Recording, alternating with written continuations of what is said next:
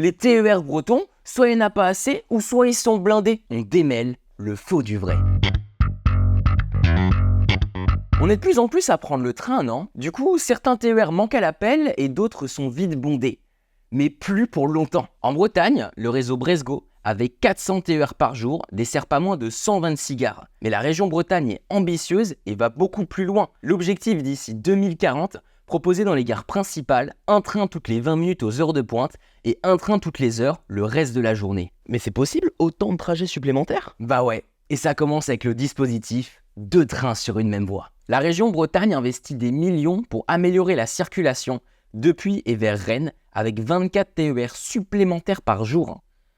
Des millions, ça fait un paquet de billets.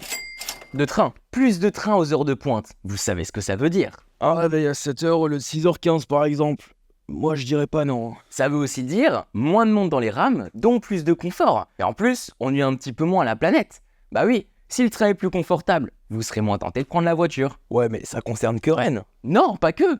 Le dispositif se déploie sur l'étoile rennaise, mais aussi jusqu'à Saint-Brieuc, Saint-Malo, Vannes et Vitré. La région Bretagne a investi 220 millions d'euros avec l'aide des collectivités locales pour l'achat de 9 nouvelles rames TER, pour mieux desservir des axes déjà très utilisés comme Vannes-Quimper au sud ou Brest-Lamballe au nord.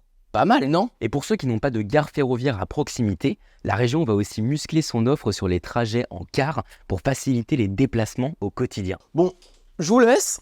J'ai un TER à prendre, moi.